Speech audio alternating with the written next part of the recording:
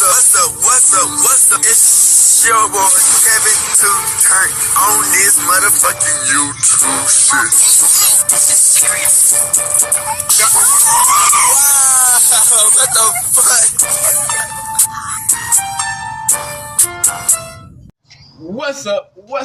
What's up? It's your boy Kevin to turn on YouTube shit. Hey man, say man, we are lit. Let's just turn. Today, motherfucker, today, shooting outside, big crip in the gang, shooting outside shit, man. Free Palestine, free Congo, Russia, do your thing, and Texas, stand the fuck up. These days, you know, be a better version of yourself. Never let somebody bring you down, also back. Never let somebody tell you who you are, but also never put yourself in a position to belong. Just stay humble. There's no revolution on the movement. Keep y'all first. Coming to the Black Hebrew Israelite as a real Jew. We out here. Alright, boom. Today, motherfucker, today, shooting outside, big crip in the gang, shooting outside shit, man. Turn up. Nigga, good gang go. Bruh. Man. Sometimes, man, you gotta sit back and think on certain things, man. When your life get fucked up, like real fucked up, and you look back and you see some of the shit, you like, man, like I know I've been experienced like times where I done been in jail, man, on some goofy shit. I'm like, man, if I would just never did this or that, or just decided to stay in, or just like, you know, whoop, you know. But it's like hindsight a motherfucker.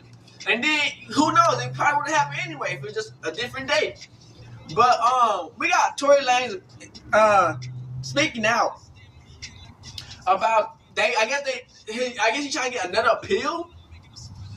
And it's after he got stabbed 17 times. This is his first time speaking out since that. Which is kind of crazy, you know. We know how shit goes. We know that there's a lot of stuff that go behind closed doors that we just don't know about, or we do know about, and they has not finna speak on it because, you know, money and fucking power. They you know what I'm saying, the people behind the shit. So we have the video.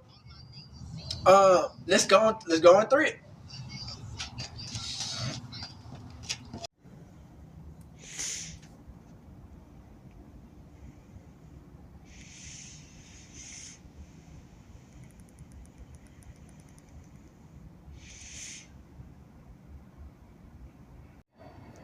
Alright, gang. So we got Tory Lanze speaking out from prison after planned appeal. I think they already pleaded a nigga guilty. I don't know. We're gonna see what's going on, man. Free that nigga Tory, man. We already know the truth, man. Let's get it. Tonight, rapper Tory Lanze breaking his silence in his first ever broadcast interview from behind bars since being found guilty of shooting Grammy winner Megan Thee Stallion in the foot outside a party in 2020. I've never been violent towards a woman. I would never hit a woman, let alone shoot a woman. Lanze, whose real name is Daystar Peterson, spoke to NBC News from California Men's Colony, a prison where he's 3 years into a 10-year sentence after being found guilty on 3 felony counts, including assault with a semi-automatic firearm. There is definitely a very big misconception about me that seems to the public as I'm this monster. And I feel like I was catapulted into this poster child for the unprotection of black women, and it's just so unlike me. And I've never really had a chance to express that. But you can look at my criminal record. I don't have one. I never had one, and I feel like, you know, that connotation that I would do anything of this monstrous proportion is completely incorrect, and it's wrong. Lanze declined to testify during his 2022 trial. Do you regret not taking the stand? I think if I would have taken the stand, the verdict would have definitely been very different. The rapper's legal team filed an appeal, which was denied in November. But his team is continuing to fight, with plans to file multiple appeals next week, this time with the California Supreme Court, in one claiming newly discovered evidence that they weren't provided during Lanze's 2022 trial, including hundreds of pages of medical records for Megan Thee Stallion, whose real name is Megan Pete, which they allege raise questions about the fragments removed from her foot after surgery. His team argues that the fragments were not provided ahead of trial and that this was a violation of due process. Damn. We didn't have that chance. Or perhaps we could have questioned the doctors differently when they were on stand to impeach them. So they ain't know nothing about it the does look fragments. suspicious. But in the appeal denied in November, the court did address the fragments, ruling that the surgeon's testimony was, quote, more than sufficient to prove great bodily injury on Pete. Proving something like this on appeal is tough. This is a really, really difficult appellate argument for defendants to prove because they have to show if the evidence actually came into court, the jury would have found differently. It's an uphill battle, and it's something that often torpedoes any defense appellate argument. The Los Angeles District Attorney's Office and representatives for Megan Thee Stallion have not responded to NBC News' request for comment. I believe not only that I was wrongfully convicted, but the amount of new evidence that has emerged since that trial, I think, has been overwhelming. What has life been like in prison for the last couple of years? Truthfully, I've done my best to keep my head above water, but mentally, I've gone through trauma that I sometimes even struggle with because I never imagined myself dealing with the things that I would have to deal with. I've been stabbed 17 times. I almost lost my life. If you could say something to Megan Thee Stallion today, what would it be? All right, fuck you. I think that I wouldn't say something directly to her. I'd like that moment to happen in person. We've both gone through a lot. There's this connotation that, like, I share this hatred for her, but I don't. I genuinely a bit locked, get me locked up for 10 years I'm at a place off of something I didn't do, that I did wrong. And I get stabbed up, about my case, and I'm about to die in prison while you living your best life. At her, because it's not that. Yeah, all right. I'm just asking for somebody in the system to Yeah, look at my case and look at the evidence and ask if And this he is fair. he might have to get deported after he And with get that, out. Koibalos joins us now on Yeah, Sentinel. all right. Tory Lanze is also seeking a Fuck pardon my from life Governor over? Gavin Yeah, Newsom. all right. That's We right. gonna His see. legal team has filed the necessary What you talking paperwork, about, and it is nigga? before the Crip. governor now. So they're seeking Boy, either a she pardon ruined this where nigga his life. criminal record will be wiped clean, he would be released from prison, or to have his sentence commuted, meaning that the time he has served is sufficient, and release him, but that doesn't change his criminal record. As for when this could happen, the governor typically does these twice a year, so this could happen before the new year. This definition of ruining a nigga life for no reason. We thank you for Off some watching, and remember, bullshit. stay updated on breaking news and top Crazy stories shit. on the NBC News app or watch live on our YouTube channel. Shout out to KB Goes Live. Tory Lanez, break his silence. Oh, Tory Lanze just did his first ever broadcast interview from prison, Yeah, shit sitting crazy. down with NBC News. And if you've been online at all, you already know Megan Thee this Stallion has already been on her completely press run. reignited one of the most divided conversations in hip-hop. Some people feel like this interview was long overdue, and others Most feel like definitely. it's way too late. Some Way think too late. that it helps his case, some thinks that it hurts I mean, his if he case, and a appealing lot it- of people feel exactly the same way they did before they even pressed play. So what I'm going to do is react to this footage, to what was actually said in the interview, how NBC presented it, and what it all means. Tonight, rapper Tory Yeah. Lanez breaking his silence in his first ever broadcast interview from behind bars since being found guilty of shooting Grammy winner Megan Thee Stallion in the Yeah, that foot shit crazy.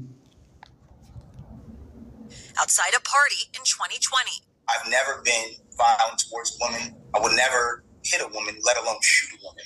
Lanez, whose real name is Daystar Peterson, spoke to NBC News from Ain't California that kind Men's of Colony, crazy? a prison where he's Daystar 3 years into a Peterson, 10-year sentence. Megan, Pete. 3 felony counts, including assault with a semi-automatic firearm. So before we even hear from Tory himself, that's the baseline. This interview is happening 3 years into a 10-year sentence after a conviction that still stands today. And I wanted to pause right here because this is where a lot of conversations already started going left. No matter how you feel about this case, this interview does not reset the legal process. It doesn't reopen the trial, and it doesn't undo what the judge and the jury already decided, right? Back in 2020, Tory was charged charged in connection with shooting Meg Thee Stallion. It took 2 years for trial to happen, and in 2022, he was found guilty on 3 different felony counts. In 2023, he was sentenced to 10 years in state prison, and as of now, like I said, he's about 3 years into that sentence. So since the very beginning of this case, Tory has consistently maintained his innocence, and that hasn't changed. Not at trial, not after sentencing, and not here in this interview. What has changed is what stage of the process he is in, right? Legally speaking, his first appeal was just recently denied, and while his team says that they're preparing for additional appeals, which is kind of why this interview is happening, appeals aren't retrials. They don't re-argue the entire case. They focus on very narrow legal issues, which is why appeals can be so hard to win. So as far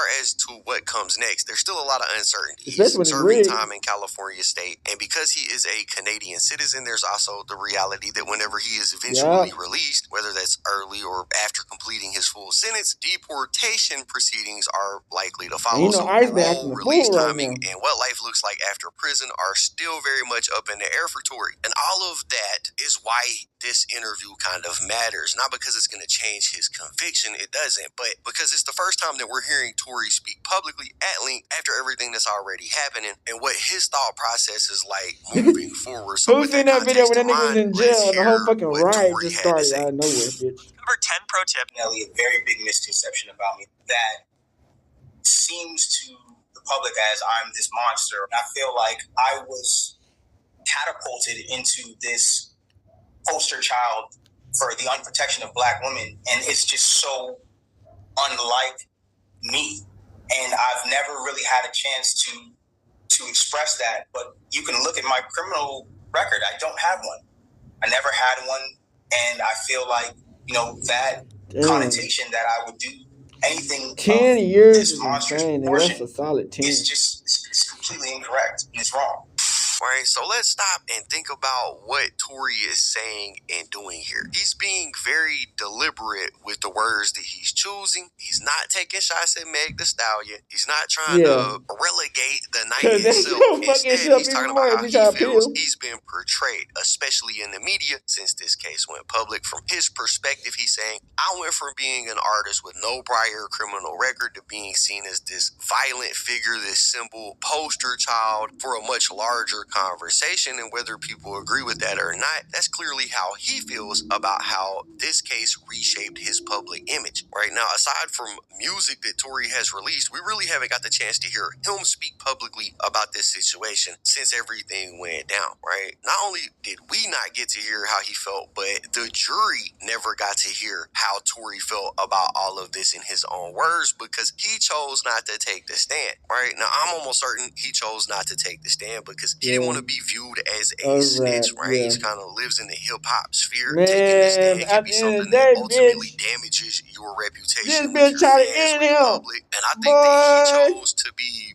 more loyal to the street code than he was to himself, right? But because of that, nobody's got to hear how Tory has felt about all of this. And while I don't think this interview is going to change the outcome now that we are getting to hear him speak, I do have to stop and think, you know, if he would have done this in court and given his side of the story, maybe he would have had a different outcome. Maybe not, because there is other evidence, you know, like how prove Tory did it. I'm not really trying to take a side here. The jury found him guilty. That's why he's in prison. But him deciding not to speak has been one of the biggest points of debate across this case. And it's something that even now, all you gotta say, you didn't shoot the bitch. You don't know what the fuck happened. I didn't shoot the bitch. Lanze declined to testify during his 2022 trial. Do you regret not taking the stand?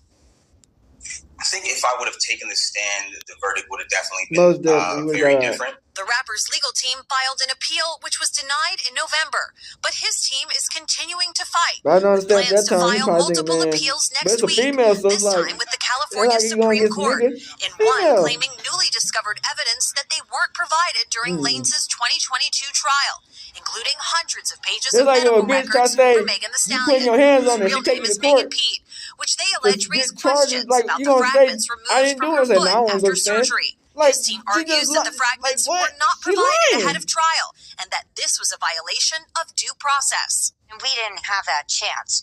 Or perhaps we could have questioned the doctors differently when they were on stand to impeach them, because it does look suspicious.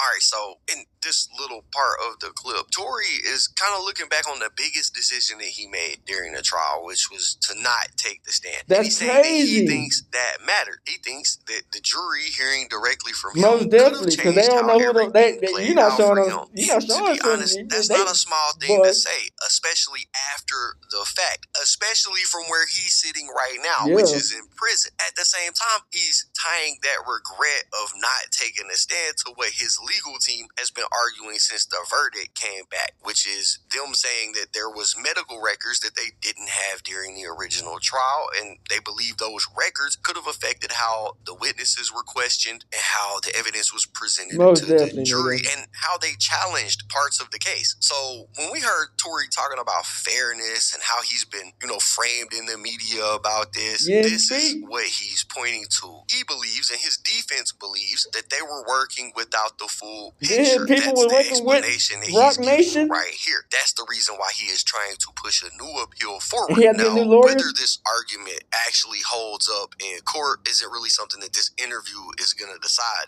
What matters is how the courts have responded to these claims, because they have But I think it's something deeper than why he didn't filed understand a separate the appeal back contracts. last year, and in November that appeal was denied, and that appeal actually had this information in there. So while they're calling this new evidence, it is new in the fact that it wasn't presented in the original trial, but it's not new in the sense that they've already presented this to a judge on an appeal, and the judge seen that appeal, read it, and has already denied an appeal based on this. But in the appeal denied in November, the court did address the fragments, ruling that the surgeon's testimony was, quote, more than sufficient to prove great bodily injury on Pete. Proving something like this on appeal is tough. This is a really, really difficult appellate argument for defendants to prove, because they have to show if the evidence actually came into court, the jury would have found differently. It's an uphill battle, and it's something that often torpedoes any defense appellate argument. The Los Angeles District Attorney's Office and representatives for Megan Thee Stallion have not responded to NBC News' request for comment. I believe Why was not only that I was wrongfully convicted, but she living her best the life, amount bitch. of new evidence that has emerged since that trial, she had nothing to say. I think has been Why would she say anything? What has life been like in prison for the last couple of years?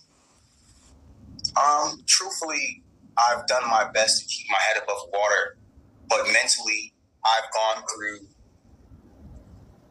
trauma that I sometimes even struggle with, because I never imagined myself dealing with things that I would have to deal with. I've been stabbed 17 times. I almost lost my life. This website called Him. Boy, I know behind that smile, that right nigga we heard is Tory heated. basically reiterate that he believes he's wrongfully convicted, and he ties that belief to what his team called new evidence that surfaced after the trial. That's the backbone of everything that he's saying in this interview. The argument that he's pushing. That they just NBC found out the asked him motherfucking trash about can. prison, and he describes what the last few years have been like for him. The mental toll, the violence. If you didn't know, Tory was stabbed 17 times after allegedly flirting with another inmate's girlfriend. Right? He almost lost his life. And this part of the interview, it's obviously not a legal argument, but it does matter in terms of understanding where Tory is speaking from right now. But this is where the legal reality comes in, and it's something that NBC did address directly. The legal analyst that we seen pointed out that arguing something like this after a conviction is just extremely difficult, and the reason for that is simple. Appeals don't work like retrials. Once a case gets to the appeal stage, the court isn't asking, do you believe him? Or does this feel unfair? The question is whether the outcome of the trial would have been different if the jury had heard or seen something that they didn't hear or see the first time. And to be honest, that's a high bar to hit, because the defense don't just have to say that new evidence exists. They have to show that the evidence is so significant that it's likely that it would have changed the verdict completely. And courts generally are very reluctant to say that a jury got it wrong unless that standard is clearly met. That's why the analyst said this is an uphill battle, not because appeals don't succeed, but because the burden at this stage is entirely on the defense. And it's a much heavier burden than it was at trial. At trial, you're innocent till proven guilty. In an appeal, you are guilty trying to prove you're innocent. So when they're talking about this whole appeal situation and everything, I just think to myself, like, good luck. Not that you shouldn't try, because you should. Tory has been in jail for 3 years. He's done time for the crime. He has the right to appeal, and I don't really wish nobody to be in jail unless that person is like a murderer or, something like that. But nobody died in this situation, so I feel like he's done the time. He should try to get an appeal, because that's his right to appeal, and it may end in him successfully being released, but chances of that happening are like real low. If you could say something to Megan Thee Stallion today, what would it be? I think that I wouldn't say something directly to her. I'd like that moment to happen in person. But I don't think she's gonna ever see you back in person. There's this I don't think she's gonna ever let you back in her senses ever again. Not even that you didn't do it, just because save her own ass. Because she knows she's a liar. So it's like, she ain't feeling you back around her. Taking accountability for the things that I did wrong. And when I talk about my case, I don't want it to be taken as she got what she wanted. Coming at her. Her clout to go up. I'm just to run that black man career. For somebody in the system to look at my case and look at the evidence and ask if this is fair. That's what they do. Right, so this is one of them like more complicated parts of the interview, because when he's asked directly about Megan, he is very careful. He avoids saying anything to her publicly, and he avoids attacking her at all. And that's consistent with how he handled this entire interview. Now, I seen this part had people online a bit upset. They're like, how you gonna get in there and say you don't hate Megan? She put you in prison. Because they don't get no appeal. Like, bro, what do you expect him to say? They don't get no appeal. And they don't give him anyone anyway. I mean, that's hope. Do you expect him to go there on the news and they most down ain't gonna get any appeal. Yeah, of course, that's not what he did say me face to face. If you ask me, honestly, exactly what he was supposed to do. I think that he handled himself in this interview well. Boy, they too much. He didn't seem like he was angry about anything. And I don't know if this was just for PR. Maybe he wants to reshape how the public views him. Or if this was, in hopes that the judge that'll see his case sees it and maybe sees the humanity. But they don't mean nothing because they got opinion. That could be a reason for why he's doing this interview. Right now, in addition to the appeal that he's filing, claiming that there's new evidence, he has apparently also filed for a pardon from the governor of California, Gavin Newsom. I guess he's hoping that he'll read the case, he'll look over it, and he will just pardon him. I think the governor does that 2 or 3 times a year. So, there is a chance there that could happen, but it's not likely.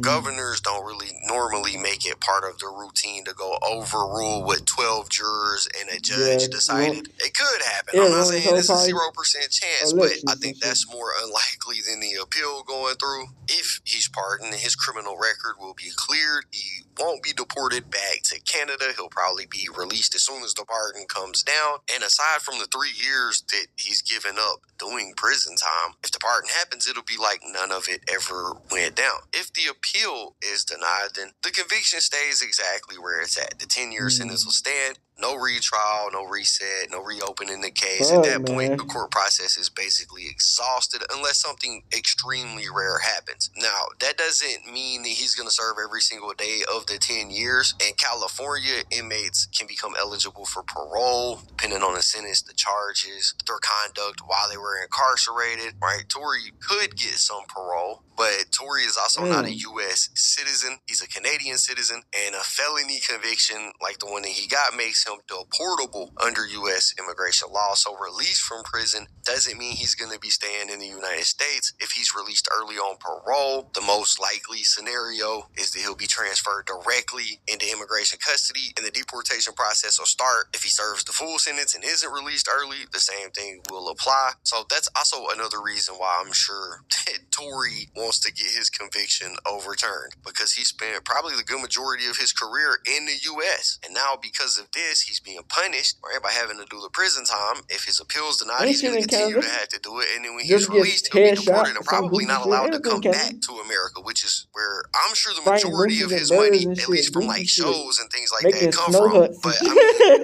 that's what we got. That's the video. That's the information. Y'all gotta let me know what y'all think about it in the comments down below. Don't forget to hit the like button, subscribe, tap the notification bell so you get notified every time I upload a video. And as always, it's been fun rocking with y'all, man. I'm out.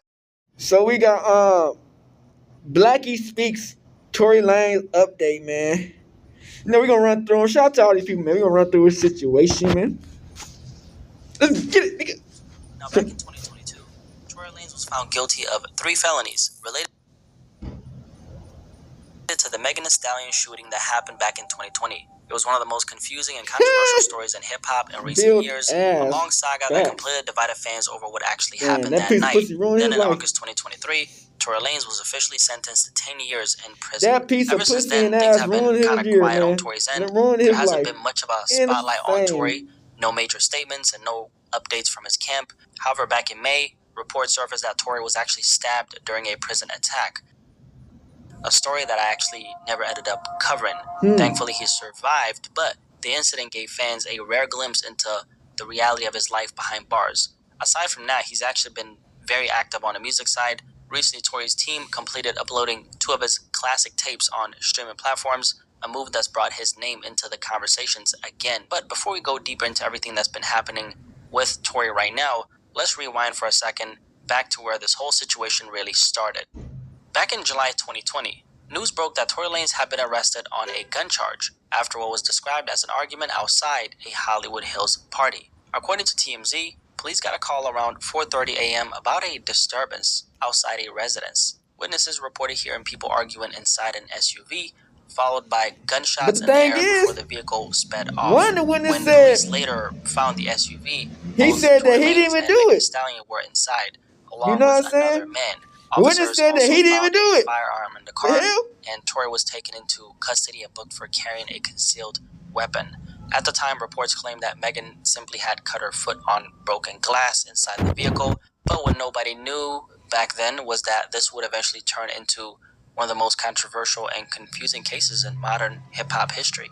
Because just hours before all this, Tory Lanze and Megan Thee Stallion had actually been seen together on Instagram Live, hanging out at a pool party with Kylie Jenner.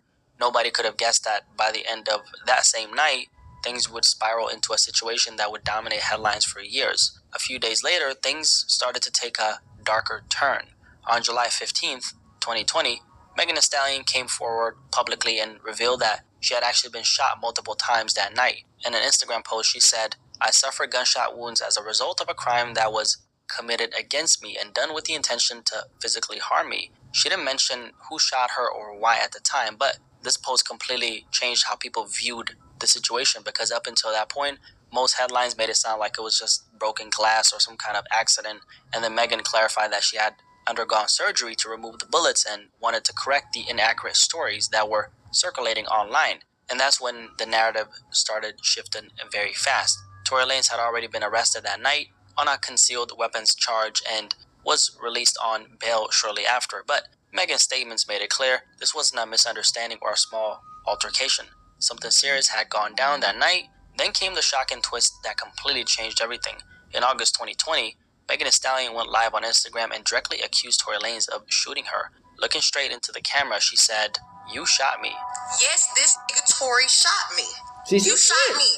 She also called him out for allegedly letting his team spread lies to blogs and media outlets to downplay what happened. At that point, Tory hadn't been charged for the shooting itself, only for possession of a concealed weapon, but this moment flipped the entire narrative. What had started as speculation suddenly turned into a full-blown accusation, and it sent the internet into chaos. Fans were split. Some people immediately believed Megan, while others refused to accept that Tory could have done something like that. And with no official statements from his side, just silence, the confusion continued to grow even more. Megan also posted a photo and later deleted the photo of her injured foot, saying she had to undergo surgery to remove the bullets. She later explained that she didn't initially tell police who shot her because she was scared, according to her, right?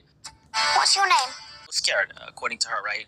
So for a while, the truth of that night became one of the biggest mysteries in hip-hop, and everyone had an opinion, but nobody had the full story. Now here's what allegedly happened that night. According to prosecutors, the shooting took place shortly after Tory and Megan had left a party in the Hollywood Hills, and the party was hosted by Kylie Jenner. Both of them were in an SUV, along with Megan's friend Kelsey Harris and Tory's bodyguard. And at some point, things inside the car kind of got heated. Megan asked to get outside, and then that's when things escalated pretty fast. Authorities say that that's when Tory allegedly fired several shots against Megan, or towards her, I should say, injuring her foot. The sound of gunfire led to multiple 911 calls from nearby homes being made, and soon after, police pulled over the SUV near Hollywood Boulevard. Officers found Megan with injuries to her feet, injuries she initially told police were from stepping on broken glass. And then later, Megan would go on Instagram Live claiming that Tory was the one who shot her. Tory, on the other hand, maintained his innocence from the start,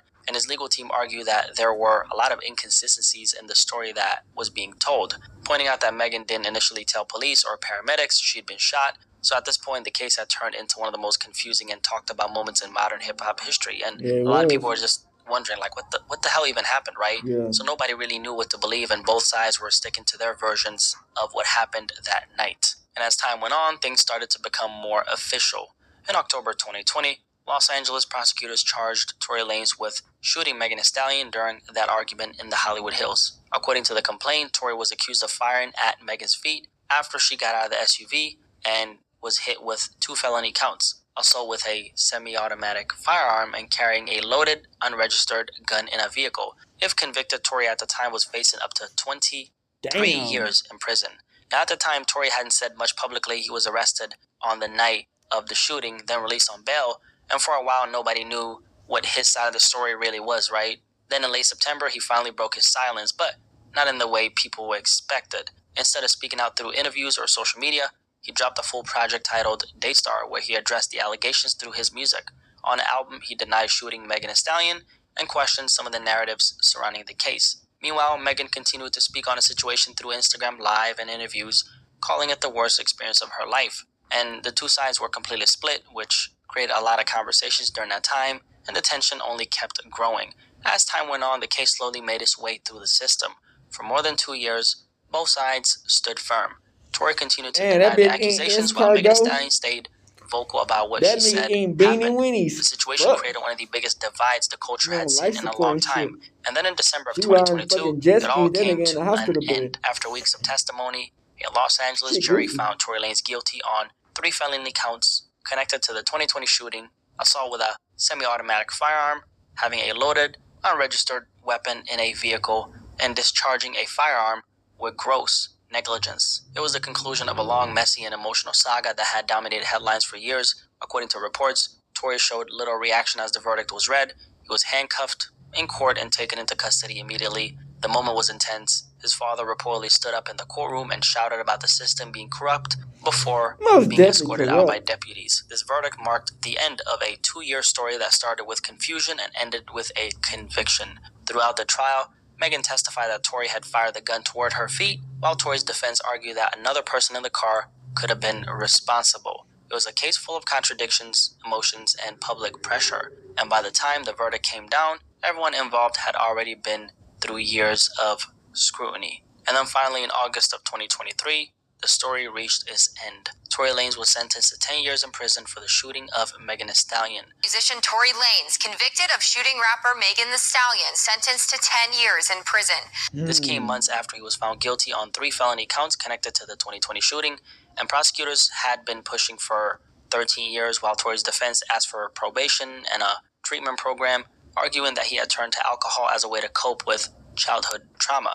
In the end, the judge decided on 10 years. During the sentencing, Megan shared a written statement saying, "Since I was viciously shot by the defendant, I have not experienced a single day of peace. Slowly but surely, I'm healing and coming back. But I will never be the same." Tory also spoke in court for the first time. He said he still cared for Megan and that the two had bonded over the loss of their mothers. Admitting that he had said some immature things during the years that followed, his father gave an emotional statement as well, talking about how Tory's music became his outlet after losing his mom at just 11 years old. Outside the courtroom, reactions were mixed. Some people felt like justice was finally served, while others believed Tory had been treated unfairly. This moment officially closed one of the most polarizing sagas in modern hip-hop, a story that started at a Hollywood Hills pool party and ended in a courtroom 3 years later. Ever since Tory's sentencing, things have been pretty quiet. The media hasn't really focused on him that much, outside from a few minor mentions here and there. There haven't been too many updates on how he's actually doing. However, there was one major story that nearly cost him his life. In May of 2025, news broke that Tory Lanze had been stabbed inside a California prison. According to reports, the attack happened early in the morning inside a housing unit at the California Correctional Institution of, I have no clue how the hell you say that, I'm not even going to try.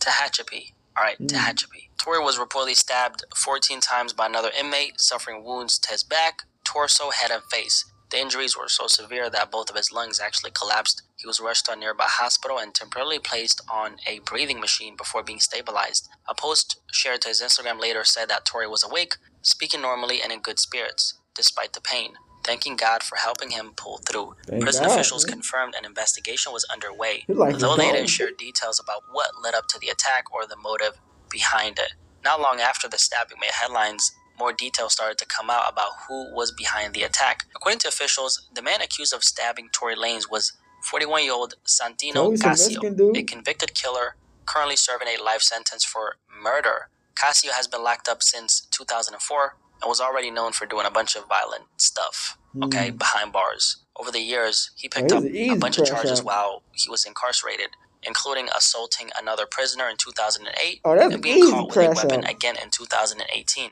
After the attack, Casio was placed in restricted housing while investigators looked into what happened and why. Prison officials haven't shared any motive, but it was clear this wasn't some random fight. Casio's record paints the picture of someone who's been dangerous for a long time, and the stabbing left Tory Lanze with multiple wounds across his body, collapsing both of his lungs again, and forcing him into a breathing machine. Still, he managed to pull through, and according to his Instagram, he's been talking, staying positive, and thanking God that he's alive. So very lucky for Tory that he survived, and to this day nobody knows exactly why the attack happened. Prison officials never released a motive, and honestly, that's not unusual. There's a lot of politics that go on behind those walls that most people never hear about. It could have been a misunderstanding or someone trying to assert power behind those walls. But obviously that's just speculation. In a place like that, anything's possible though. The man who stabbed Tory is serving a life sentence, so he's got nothing to lose, Meanwhile, Tory is serving a fixed sentence, and it's speculated that he will be out before 2030. So for somebody who's stuck inside forever, maybe that alone was enough reason for them to lash out. Either way, it's still wild to think that this could have literally been the end of his life. But thank God it wasn't, Tory ended up recovering from the incident, and from what's been reported, he's doing a lot better now. We know that both of his lungs had collapsed, and injuries like that can take a long time to heal. Collapsed lungs can leave you with breathing problems, chest pains, and shortness of breath. I deposited 4 with breathing problems, they'll try to put him in the body bag. Shortness of breath that lasts for months, sometimes even years. And even with treatment, it can make it very hard for you to stay active, and it puts you at risk if anything like that ever happens again. So for Tory to be moving, talking, and staying positive after all that, obviously that's a huge blessing for him. Music-wise, he has been active, by the way. Recently, he put up 2 of his Toronto tapes on streaming platforms. So despite everything, he's still finding ways to feed his fans from behind bars. Now, back in August, another update came out about Tory's case. According to reports, his lawyer tried to submit what they called new evidence that could potentially change everything for Tory. His legal team stated that a security guard had come forward claiming he overheard Megan's former best friend, Kelsey Nicole, or I believe that was her actual nickname, but her real name is Kelsey Harris, admitting that she had fired the gun and that Tory actually had tried to stop her. They also argued that Tory's driver never got to testify during the trial, which they believed could have helped his case, but the court, they just didn't buy this. And both requests were officially denied on August 13th, 2025. Tory's lawyers said that the security guard's statements proved Tory never shot anyone, but Megan's team quickly shut that down, saying that the case had already been handled in court and that Tory was convicted by a jury of his peers. So for now, the so-called new evidence won't change anything. Tory's still serving his 10-year sentence, and once again, his attempt to challenge the case fell short. Now, a few days after that, Tory's legal team was back in court again. This time, they were arguing that his original trial in 2022 wasn't fair. And according to reports, Tory's lawyer claimed prosecutors said things in front of the jury that they couldn't really prove, mainly about Megan's former bodyguard. His name is Justin. And back then, prosecutors told jurors that Justin Edison, Megan's former bodyguard, would testify and say that Tory admitted to being the shooter after the incident, but he actually never ended up showing up to court. So he basically just disappeared. Oh yeah, because and Tory's lawyers said bodyguard. that move wasn't fair because it made the jury expect a key witness who never came, which could have influenced how they saw the case. The judges listened to both sides, but didn't really say much, and the prosecution fired back, calling the defense argument nonsensical, and said that there was already enough evidence to convict Tory from witness statements to texts and even recorded jail calls. Right now, the judge still hasn't made a final decision, so even after everything, the trial, the sentence, and the time Tory has already done so far, Tory's legal fight still is not over. At this point, it's really just a waiting game to see what happens next. I'm sure a lot of you guys were probably wondering what's been going on with Tory Lanze, and of course, I'm always here to keep you guys informed. Drop a like on this video if you made it this far. I appreciate you for watching, and yeah, I'll catch you guys on the next video, man. Peace. This is Tory Lanze speaking on the incident, like how they try to silence him. The head and a woman, I still need to be guided by a woman. So regardless, it's like I don't feel like for y'all know the story, like learn the story first, learn the factual parts of the story first, and then come at me and be like, yo, you need to fix this and fix that if that's what you feel like I did. But instead I'm being torn down for a narrative that's like, now I'm the poster boy for I don't like black women. But anyways, let's get into this. I want to get into this because it's very important for me to just say this. I'm not here to bash this woman. I'm not here to come down on this woman. I'm not here to disrespect her or throw her under the bus, but it comes to a certain standpoint where I just can't let my character be assassinated for things that are not even really true, like and for falsified narratives and information. Let's start this off. When the original report came out, and it was a TMZ report about this, that, and the third, and there was gunshots in Kylie Jenner's house, and Tory Lanez goes to jail. They gave you all the facts of the juice of Tory Lanez going to jail, and this, that, and the third, and Megan getting arrested, and da-da-da-da. 2 days after that, I get a call from Rock Nation that says, yo, we heard you're going to make a statement about what happened, and it'd be in your best interest if you don't make that statement. So I'm like, oh, okay, I don't understand what the issue of me telling my fans, like, yo, look, it's not that serious of a deal. I went to jail for whatever it is. It's like, I didn't get for that 2 days why that was an issue. You see why we said that was 2 days later, TMZ report come out. TMZ reports. Because he was saying that he didn't do it on the rap song. You see Megan, you see me, and you see us all sprawled out on the ground in bathing suits and blah, blah, blah. And everything I'm saying is public record. You can go back and look at this shit. You can go back and see it. Like, you feel me? So they say, oh, okay, you know, you see her out of the car. She's getting out of the car. She's hopping. It looks bad, bro. And I'm not going to lie. Like, I felt bad watching it because it made her look bad. And it didn't make her look good. It didn't make any of us look good. And I didn't want that for her. I don't see that for anybody. So all of a sudden, when we get arrested, or when it looks like we all got arrested, the memes start. Now I want to really bring you guys in for a second so you can understand something. And I really just want you to take this in. Like, she is a person I spent enough time with her to observe and understand something about her, where it's like, she's going through a lot. She goes through a lot. She deals with a lot on her day-to-day basis. And because of that, she's not used to, you know, and not even just because of that, but just because of the fact that she's been praised so much. We've always looked at her as like, yo, that's hip hop sweetheart. Like, she's nice, she's talented, whatever the case is, cool. And because of that, like, we've never seen a moment where the memes have come at her, where the memes are like, yo, nigga, let's laugh at your pain. She's never had to deal with that because she's always been praised. So everything that's been happening has been a reaction off of what's been going on.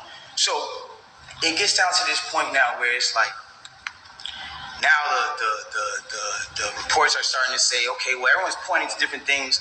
No one really knows what's happened, but nobody has ever said she got shot. Nobody has ever said she got shot. Not TMZ, not the police report at this point. Nothing is saying that she got shot. As soon as she sees herself on video with the bikini and the things like that, and it looks bad, she then comes out and says, yo, the narrative of me getting cut by glass is just not true. She doesn't point at nobody or anybody or say anything or anything like that. She just says the narrative that whatever came out of me being cut by glass is not true. I was shot in my feet with the intention to harm me and put harm and danger upon me, right? So, okay, cool. like all of a sudden the affiliates of her circle start pointing like little subliminal fingers, like count your days and like I won't be around, you shooting at feet, and like little funny things that they start doing. And I'm kind of like, damn, hold on, where are y'all about to take this? Because y'all told me not to make a statement, so I'm trying to figure out where y'all taking me to. I don't get it. So then at this point she goes live because people are not really understanding the story or whatever cases. She waits. She doesn't go on, a time when it's just a regular time. If y'all who don't understand, it was one of those things where me and her knew what was going on, but y'all didn't know what was going on. She went live on my birthday. That's what she fucked up, man. Trusting hoes. And the thing about the whole jury thing is like, my bad. She knew that it wasn't a situation where, she knew she had to do certain sympathetic things, I guess, to push the narrative. And I don't know who told her to do certain things like that. And I'm not the one who's trying to ever point the finger at anybody. But when it really comes down to it, it's like, you went on live on your birthday, and then you said, on my birthday, and then you said, I got shot in my foot, and it didn't hit no bones or tendons. So everybody's looking at this, and again, the internet is a sick place. This is a place where people don't give a fuck about you. They do what they do, they antagonize, and they do what they do. You go in and you see you get shot in your foot, no bones or tendons. The internet goes into an outrage because some people are like, hold on, how you not get shot? How you get shot in your foot and it don't hit no bones or tendons? Like, whoever is watching this, if you need to go on Google and look at a foot anatomy of bones and skeletons and tendons, you realize there's 30 bones in your feet and 100 tendons, some crazy number like that, right? So she now gets to this place where the people are like, hold on, and again, the internet is sick. The internet starts coming at her and saying, yo, show your feet. Because we're seeing you at DJ Khaled's house and you're on your tippy toes, and then we're seeing that you're here and there, and they're antagonizing her. They're brutally coming for her and not giving her, I guess, what it is that she needed. But it gets to this point where now she posts a picture of a foot, and she posts this picture of her foot. There's no exit wound. There's a lot of inconsistencies in the story, and she says under the post, you see, Let's cover 10 pro tips. Under the post, you see, I got shot in the back of my foot because when I was walking away from the car, she says she puts this in capital letters. She says, I was walking away from the car and I got shot in the back of my foot. She doesn't ever show the other foot that she claims she got shot in. And I'm not trying to, again, I hate that this is coming off like I'm trying to come for her and whatever case is, but this is what I'm having to endure and watch when I'm knowing certain facts. So it gets to, it gets to this place where I'm just like, bro, this is not me, and I don't deserve this. I don't deserve to have to go through this. I never have been somebody who's had domestic cases. I've never hit no woman. I've never had abusive cases with no woman. You can't pull those type of facts up on me. I don't have those.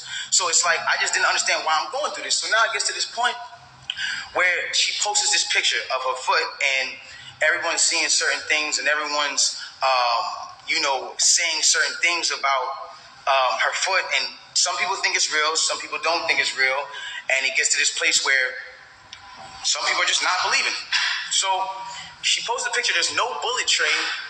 Where are they taking out the bullets for the pan? This is what's going on. Where are they taking out the bullets for the pan? I don't understand. Where's the surgical? You're not in the surgical room. And anybody who knows, this is it clearly had to be the first day that you've taken this picture. So if this is the first day that you've taken this picture, it's where's all the evidence? Why are you not in the surgical room? First of all, you're not even allowed to take pictures in a surgical procedure. That is against the law. It doesn't matter if you're famous or not. So it gets to this point now where it's she says, I was shot from behind, and blase blah, this, that, and the third, and I was walking away. And she puts that, and then she deletes the post after. But that contradicts with the first post, because you said somebody came out to hit you with malicious harm and danger, to put you in harm and all this danger and all this stuff. How can you identify who's shooting at you if you're facing the other way? How can you even identify criminal or malicious intent if you're not seeing what's going on behind you? It doesn't even make sense. And so it's I'm looking at this and I'm just like, yo, this is not right. And I do see when people are getting at her, and there's times when I'm like, damn, do I help her, or do I speak up and say, yo, don't talk about her, whatever the case is, but if I do that, then it's I'm coming off like I'm guilty. And then if I say something about having remorse like I would like to, or saying something about certain things, it's like I come off like I'm guilty of something that I didn't do. So I had to be quiet on certain places. Now, I need y'all to really take this in and understand like how this works at this point. When all this starts happening, LA Times, okay? This is put in public information. LA Times puts out an article, and in the article they say, this is the initial report. Two sources close to the investigation said that she got cut by glass, and she said that she got cut by glass. So then it's like people see that, okay, hold on. They're saying on the initial police report with Officer Santiago, whatever his name is, you can go look this up. This is on LA Times. That's when it gets to this point where it says, okay, they reported no gunfire wound in her foot. They just reported a woman with a foot injury. So you gotta understand, like, this is what's in their initial police report. Fuck all the Instagram, fuck the other shit. This is just what's in the police report. So you gotta understand, like, I'm getting to a point where I'm like, wow, I'm looking at this and I'm like, wow, like, at the end of the day, like, maybe some people might see this, maybe some people might not. It gets to academics, it gets to academics, it gets to Hollywood Unlocked, it gets to certain places, right? She comes out with this tweet that says, keep talking and I'm gonna stop sparing you. It's like, my love, I have not been on the internet for 3 months. And then 30 minutes later, she just goes on live, and it's like me telling you, yo, keep talking, my nigga, and I'm gonna slap you. And then I just slap you. It's like, you didn't do anything for me to slap you, I just slapped you. So it's like, who was talking to? Who are you saying to keep talking to? I don't understand. Whatever. It gets past this point. And it gets to a place where now she says, I'm gonna stop sparing you, whatever the case. She gets on live. Now, because it got on academics that there was no gunfire wound on the initial report, everyone starts going to her page. Again, she starts reacting to certain things. Now, I'm gonna say one thing. I'm not getting mad at her or whatever it is, because I understand that she is dealing with a lot. Like, when it comes down to, you gotta understand, she lost both her parents, and I do sympathize with that. I lost my mother, and when I lost my mother, I realized one thing. When you lose a parent, you can be highly susceptible to people around you. Wherever you book your car, first check kayak. When you lose a parent, you can be highly susceptible to people around you that are giving you parental guidance or things that feel like parental guidance, to believing that it is parental guidance, and you go with it. That's happened to me. I've been at that place where I've listened to a lot of people that led me down the wrong road because it felt like parental guidance that I should have been getting from my mother or my father that at that time wasn't around, or whatever the case is. So now it gets to this point now, whatever the case is, boom, she comes out and she goes, listen, you guys and, all this extra shit, this nigga keep talking about me. And I'm over here watching this like, yo, what did I say? I didn't say nothing. I said nothing to you. I didn't say nothing. This nigga keep talking about me, bro. And so, you know what? Now we just gonna do it. This nigga Tory shot me, bro. This nigga shot me. He shot me. She gets into it. This nigga shot me. She starts breaking down the story. And I want y'all to pay close attention to how she breaks down the story. Okay? Really pay close attention. She breaks down the story and she says, yo, I'm arguing. I'm in the car. I'm arguing with this nigga. I'm tired of arguing with this nigga. We get into a heated argument. I'm tired of arguing with this nigga. I get out the car. This nigga get out the car, and he starts shooting me. For no reason, he starts shooting me. So boom, then the cops pull us over and da-da-da-da. Hold on, let's take the first facts back for what she just said. So you mean to tell me that you're in a car with a person, and this person is arguing with you? This person has gotten you to a place of like, yo, I don't even want to be around you. Like, I'm above this. I'm out of here. You get out of the car because the heated argument is so heated, and then this person gets out and shoots you in both of your feet, and you jump back in the car? Why would you jump back in the car with a dangerous man who just did a dangerous crime to you, who did this criminal intent to you, and all this? Why? Why would you jump back in the car? Well, yo, then the police pull us over, and I see, we're all black in the car. There's a gun in the car, so I don't even want to be like, you know what I'm saying? I don't want nobody to get in more trouble. And I'm trying to protect this man. I'm trying to protect this man because at the end of the day, it's niggas getting shot out here. She then throws the black card at me. I'm trying to protect this black man. My love, nobody ever reported that you got shot but you. So how are you trying to protect me? At what point were you trying to protect me? At what point? Like, you know I got a child. You know that these type of situations, even an accusation, is something that I can't even be playing with. I don't even play with my life like that. So why would that, like, that to me just doesn't make sense. Okay, cool. Yo, I lied to the cops. I lied to the doctors. Let me tell you why they saying there's glass in my feet, though. Because I lied to the cops. I lied to the doctors. I lied to this, that, and the third.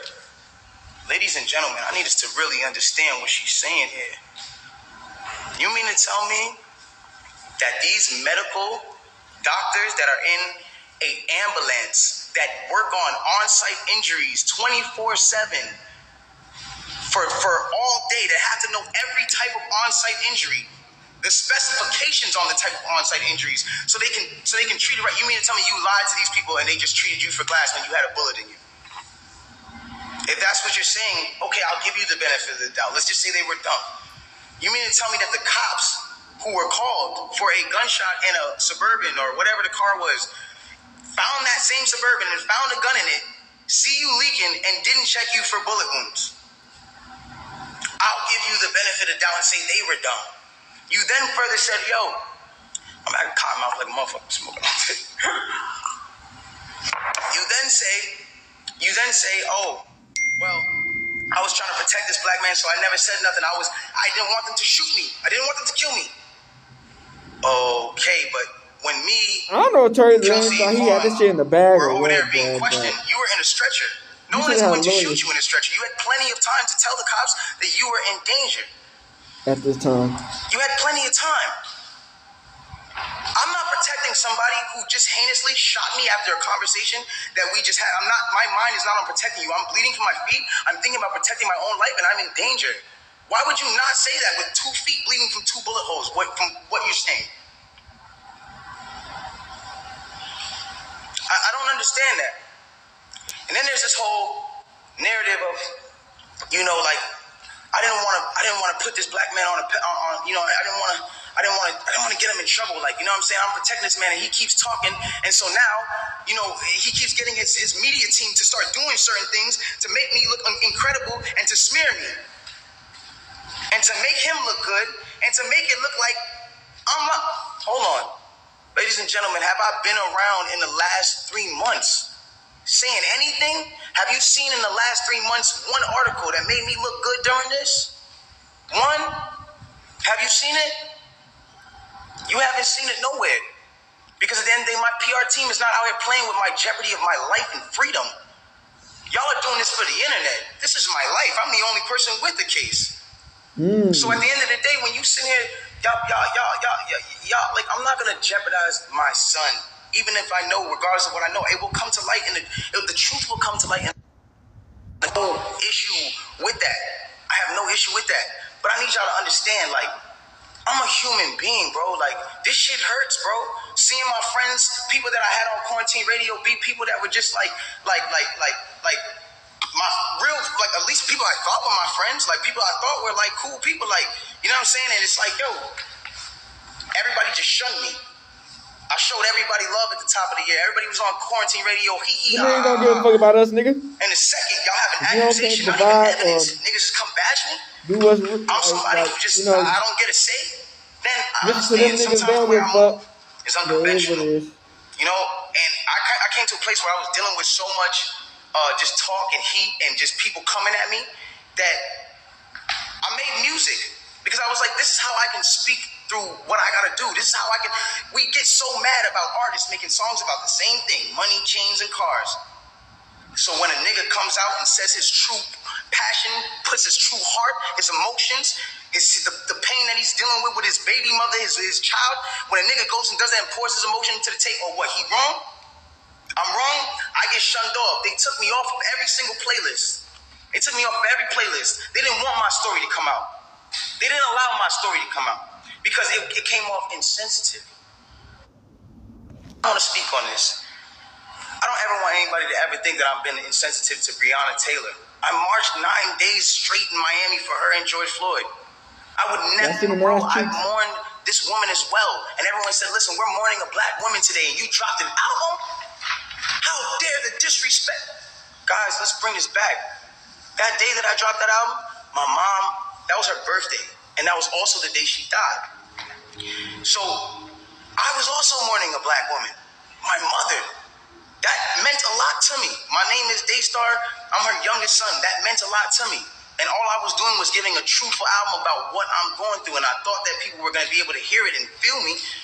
But they didn't do that. And I don't expect, everyone to just jump into my side, because at the end of the day, yeah, that shit crazy, man. I think that's it.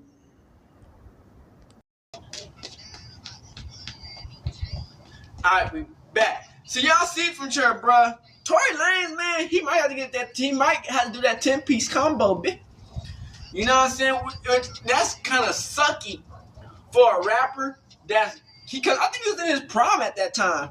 You know what I'm saying? You spend 10 years in anything, that's kind of sucky. You know what I'm saying? So I don't know what's gonna happen to his career. I mean, he's still hella famous, but as far as him being like, you know what I'm saying, what he was doing back then, I don't know about that. But other than that, why, the other bit living her best life, not giving out no good music, whatever. But you know how it goes, man. At the end of the day, man, Tory Lanze, he gotta stay solid. And I mean, he didn't want to say, he didn't want to talk about it on the stand, which makes sense, because yeah. But at the end of the day, it's a female. If people just playing up, lying on you, making up allegations, bro, I don't tell a nigga, bro. This shit getting wild, man. So, hey, stay smart out here on these streets and don't trust nobody. And we out the bitch. Keep y'all way first. Hood outside. Big crip in the game. That's that shit. Hey, Dad, you know, dog, when we link up, dog, this shit be legendary. Even though this is instrumental, you the engineer on it, so Kodak everywhere.